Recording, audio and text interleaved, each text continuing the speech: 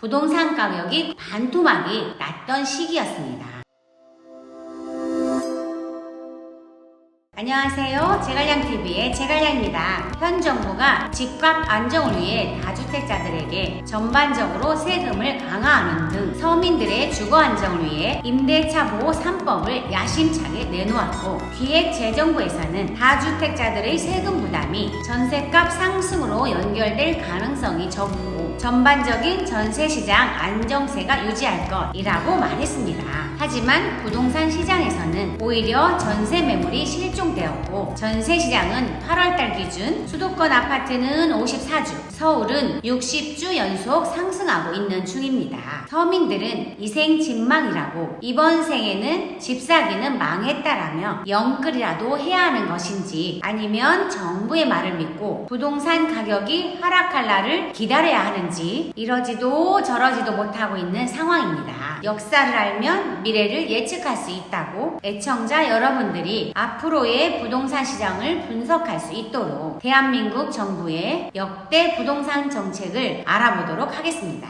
우리가 보리죽을 먹었던 박정희 대통령 시절, 이때는 지금과 달리 인구가 강북에만 밀집되어 있어서 인구를 분산시키고자 대부분이 농토였던 강남을 개발하게 되었고, 전국의 산업도시와 서울을 연결할 수 있는 경부고속도로를 건설하여 고속도로 양측에 다량의 아파트를 건설함으로써 표준화된 아파트를 공급한 시기라고 할 수 있습니다. 지금 보시는 것이 1976년 입주한 압구정 현대아파트이고요. 이것은 1979년 입주한 요즘 핫한 대치동 음마아파트입니다. 이 음마아파트가 첫 분양 당시 전용 76.79제곱미터가 1,800만원이었는데 2020년 8월 7일 기준 19억 7,500만원으로 무려 109배나 상승했습니다. 다음 전두환 대통령 시절 86 아시안게임과 88 서울올림픽을 유치하고 저금리, 저달러, 저유가의 3적 호황으로 유동성 자금이 풍부하여 부동산으로 자금이 몰리면서 가격이 폭등한 시기였습니다. 86 아시안게임과 88 서울올림픽을 보려고 오는 외국인들에게 우리나라의 위상을 보여주기 위해서 김포공항에서 잠실 주경기장으로 가는 길목에 무허가 판자촌이었던 목동을 개발하여 우리나라 최초로 지역 난방을 공급하는 국내 최대의 신흥 주거지를 조성하던 시기였습니다. 수요에 비해서 공급이 턱없이 부족하니 가격이 폭등할 수밖에 없는 것이지요. 이 당시 개포동 주공아파트 15평형이 2,300만원, 압구정 한양아파트 35평형이 6,500만원 할 때니 격세지감을 느끼시겠죠. 노태우 대통령 정권은 이렇게 아파트 값이 폭등한 상태로 시작해서 전월세 위기감이 최고조에 달하던 때입니다. 임대인은 툭하면 전세값을 올려달라고 하고, 세입자는 갈 곳이 없어서 가난의 대물림을 벗을 길이 없다라는 유서를 남기고 일가족이 자살했다는 안타까운 내용이 신문에 실렸던 때였습니다. 그래서 강력한 투기 근절책인 토지 공개념 3법을 추진했죠. 그리고 재벌들의 부동산 투기를 대대적으로 조사함과 동시에 공급 대책으로 주택 200만호 건설인 1기 신도시를 출범시켰던 시기입니다. 이때 공급 가격이 주변 시세의 반값인 평당 100만원에서 200만원으로 주택을 대규모로 공급함으로써 가열된 집값이 하락할 수밖에 없었죠. 다음 김영삼 정부는 어땠을까요? 집값은 당연히 안정화됐고 거래의 투명성을 높이기 위해서 부동산 실명제를 도입했으며 명의신탁제를 폐지했습니다. 더불어 공직자의 부동산 투기를 근절하기 위해서 고위공직자의 부동산 공개제도도 도입했습니다. 잘 되는가 싶었는데 1997년 외환위기가 펑 하고 터졌습니다. 우리가 알고 있는 IMF 구제금융 시기였죠. 경제는 대규모 실업에다가 가계소득은 감소했고 절대 망하지 않을 것 같았던 대기업과 은행이 망했던 시기라 경제는 추락하고 아파트 가격은 반토막이 나던 시기였습니다. 다음 바톤을 이은 김대중 정부는 들어서자마자 외환위기를 극복하고자 금모으기 운동을 통해서 국민들에게 도움을 요청했고, 저와 비슷한 연배의 애청자 여러분들도 그 당시 장롱에서 금부치를 꺼내와 금모으기 운동에 동참하던 기억이 나실 겁니다. 정부는 경기를 살릴 수 있는 가장 손쉬운 방법인 부동산 경기를 활성화하기 위해 대대적으로 부동산 규제 완화 정책을 펼쳤습니다. 분양가 자율화 정책을 펼쳤고 양도세를 한시적으로 면제해 주었으며 분양권 전매를 전면 허용해 주었습니다. 그 결과 분양권에 돈을 얹어 그 자리에서 바로 대파는 떴다방이라는 용어가 생겼고 경제가 회복되면서 시장은 완전히 투기판으로 변신하여 정권 말기에는 집값이 폭등하기 시작했습니다.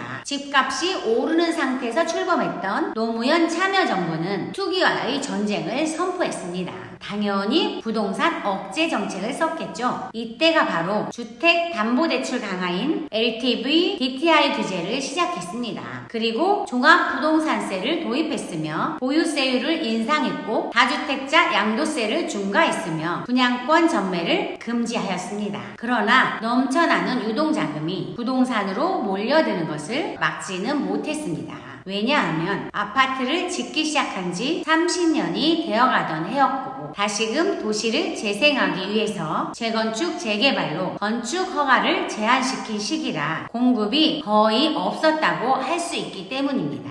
노무현 대통령 임기 동안 서울 아파트 값이 56.6%나 상승한 원인이 강남발 수요 때문이라고 생각한 정부는 공급 부족을 해소하기 위해서 수도권의 이기 신도시인 12개 지역을 개발하기로 하였습니다.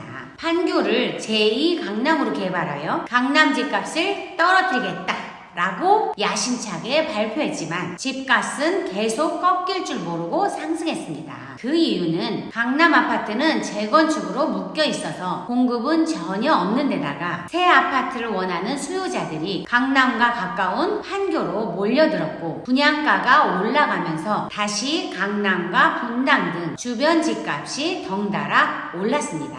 이에 정부는 2007년 4월 분양가 상한제 법안을 통과시키면서 즉시 시행하기로 했지만 아이러니하게도 참여정부에서는 한 채도 분양가 상한제가 나오지 않았습니다. 모두가 아시다시피 서브프라임 사태가 발생한 거죠. 이때 또 한 번 부동산 가격이 거의 반토막이 났던 시기였습니다. 참여정부의 부동산 광풍이 불면서 경기가 엉망진창이 되자 경제를 살릴 수 있는 사람이라고 뽑은 이명박 정부는 경제 위기와 아파트값 하락을 회복하고자 각종 세제 완화 정책을 펼쳤고 재건축 규제를 완화해서 잠시 집값이 올랐지만 정부가 입지 좋은 강남 주변에 그린벨트를 풀어 시세의 거의 절반 가격에 보금자리 주택을 공급하여 또다시 집값은 하락하였습니다. 더군다나 미국발 금융위기로 인해 금리가 상승하니 집을 매도하기에 이르게 되었고 하우스 푸어라는 말이 생길 정도로 부동산 가격 하락은 멈출 줄 몰랐습니다. 집값이 하락한 상태에서 출범한 박근혜 정부는 부동산 경기 활성화를 위해 대출 규제를 완화했고 초이노믹스는 빚내서 집을 사라 라고 부추겼지만 집값이 또다시 떨어질 거라 생각한 실수요자들은 거래를 하지 않았습니다. 이에 정부는 거래를 늘리기 위해 계속하여 규제 완화를 시행하였고 2014년 말에 드디어 부동산 3법을 통과시켰습니다. 분양가 상한제를 폐지하였고 재건축 초과이익 환수제를 3년 유예시켰고 재건축을 하게 되면 한 가구당 3채까지 받을 수 있게 하였습니다. 단독주택 같은 경우 1+1이 이때 생긴 것이지요. 그리고 노무현 정부 때 재건축 재개발 건축 허가 제한으로 공급을 묶어놨던 강남권의 아파트 단지들이 10년 만에 드디어 2015년부터 이주를 시작한 것이죠. 공급은 전혀 없는데 이주로 인해 실수요자들이 계속해서 나오기 때문에 가격은 오를 수밖에 없는 것입니다. 부동산 가격이 폭등할 수밖에 없는 조건이 충분한 문재인 대통령은 당연히 규제 강화 정책을 써야만 하는 상황이 된 것입니다. 역대 대통령 중 단시일 내에 부동산 대책을 가장 많이 내놓았음에도 불구하고 아파트 값이 가장 가파르게 상승하고 있는 것이 현실입니다. 이전 정책들을 봐왔을 때 부동산은 너무 폭등하면 규제 정책을 써야 하고 하락하면 완화 정책을 써야 하는데 현 정부가 이렇게 초강력한 부동산 규제 정책을 쓰는데도 불구하고 왜 이렇게 오랫동안 부동산 가격이 오르고 있는 것일까요? 집값이 오르는 근본적인 원인을 해소시켜줘야 하는데 집값 오르는 현상만 쫓아다니면서 핀셋 규제로만 막으려고 하다 보니 해결이 되지 않는 것입니다. 노무현 정부 때는 공급을 묶어놔서 공급은 부족했지만 실수요가 아니었기 때문에 외부의 강한 충격과 강력한 규제 정책으로 공급이 부족함에도 불구하고 집값을 잡을 수 있었습니다. 하지만 현재는 가수요자나 투기 수요자가 아닌 실수요자들이고 재건축 이주로 인해 수요를 채워줄 만한 공급이 부족하기 때문에 가격이 폭등할 수밖에 없는 것입니다. 정부도 공급이 중요하다는 것을 인지해서 3기 신도시를 빠르게 공급하고자 사전 청약까지 내세우고 있지만 실수요자들이 원하는 지역이 아니라는 것이 문제입니다.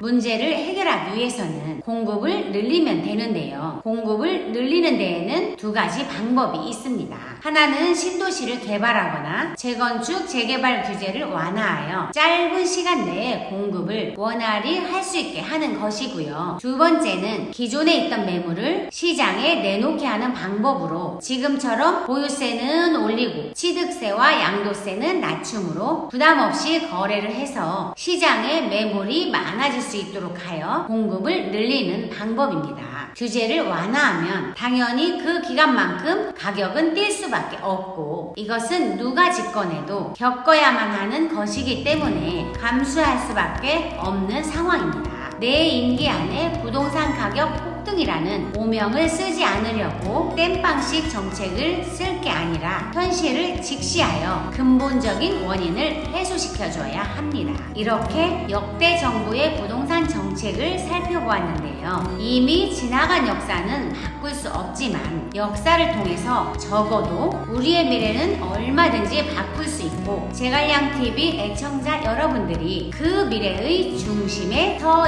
있기를 바랍니다. 지금까지 제갈량TV의 제갈량이었습니다. 감사합니다.